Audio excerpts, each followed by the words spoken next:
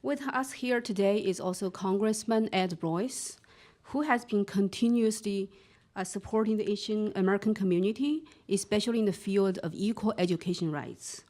Last year, he took the lead to write a supporting letter in our complaint against Harvard University for their discriminatory admission practice. Let's welcome Congressman Ed Royce to give us a speech.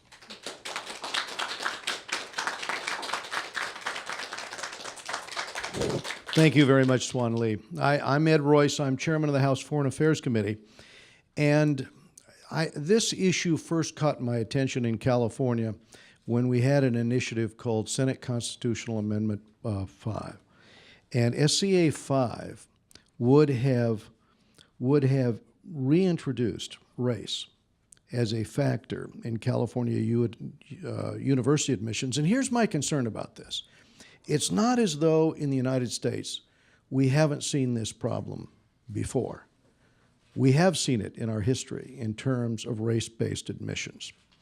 And the goal in the United States, so we're unique as a country, this was supposed to be merit-based. And it's been a long struggle in the direction of trying to get this society merit-based rather than a society where it's based on advantage for particular nationality or ethnicity or religion.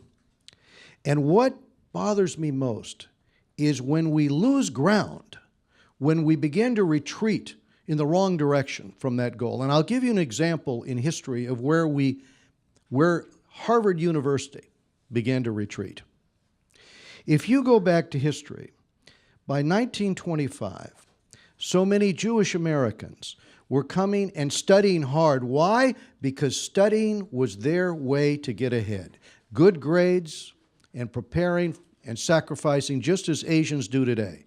Many of these Asian children that we're talking about make enormous personal sacrifice in terms of their preparation, their study, the exams. And just like the Jewish population in Harvard in 1925, we have a situation where Harvard University looked at that. And at that point in time, it was the university president was Abbott Lawrence Lowell. And he said, well, the Jewish population on the campus is too big. We are going to reduce that. And he discovered a system where he could, through the admissions policy, drive that down below 15%. And that's exactly what he did. By 1933, it was that difficult for Jewish students to get into Harvard. How different is that than what we're seeing today? And just this past week, I will tell you, as we try to make steps forward, the president just signed into law legislation that Congresswoman Grace Ming and I first authored to eliminate the offensive term Orientals from federal law. Why do we want to eliminate terms like that from federal law? Because they are discriminatory, just as these policies are discriminatory. And being Asian American should not be an obstacle to receiving a top university education. And it is very sad for us to have to be here today to say that in 2016. It's a sad situation. And education is the path to success for many Americans. And that's why these allegations of discrimination are so disturbing. And that is why, after we look over the evidence and we see that the discrimination is occurring, that these quotas are being applied, that is why it is time for the Supreme Court to act now. And I think supporting the coalition's complaint, we have 130 different organizations represented here today, is a mountain of evidence.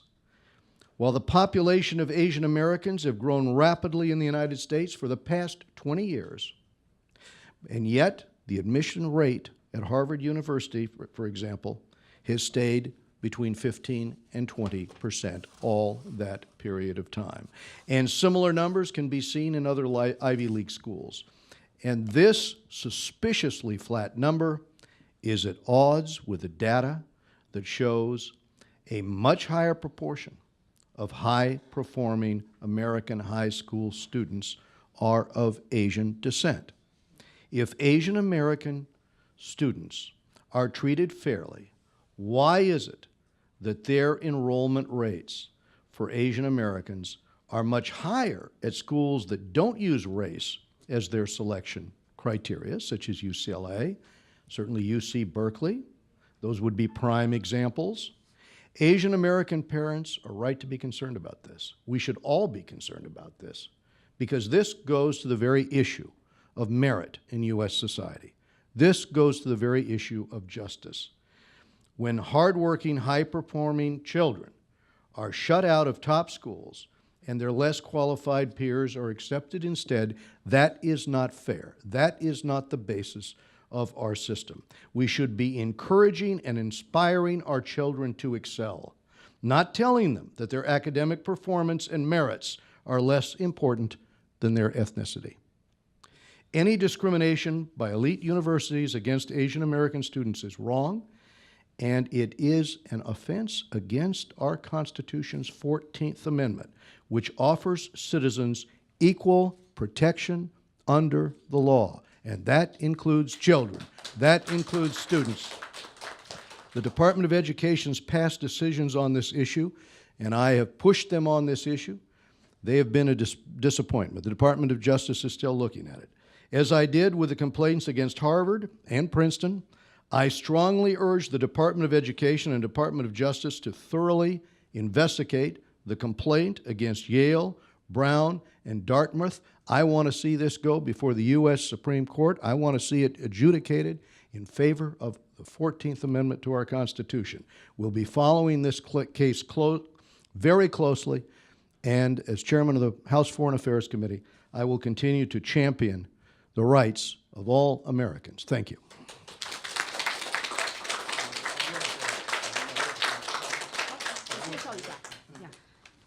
Thank you, Congressman Ed Royce, for advancing justice and supporting our fight for equal education rights.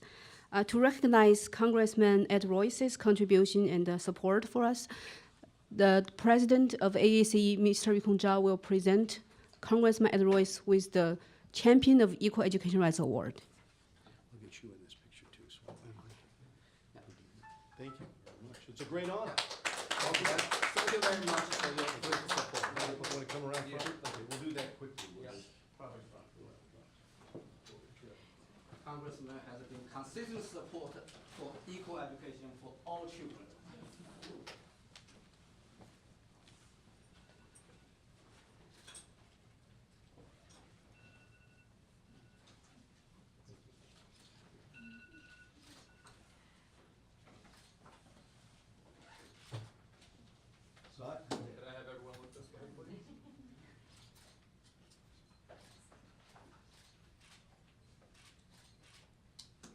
Thank you very much. It's a great honor. I appreciate it. Thank you, Congressman.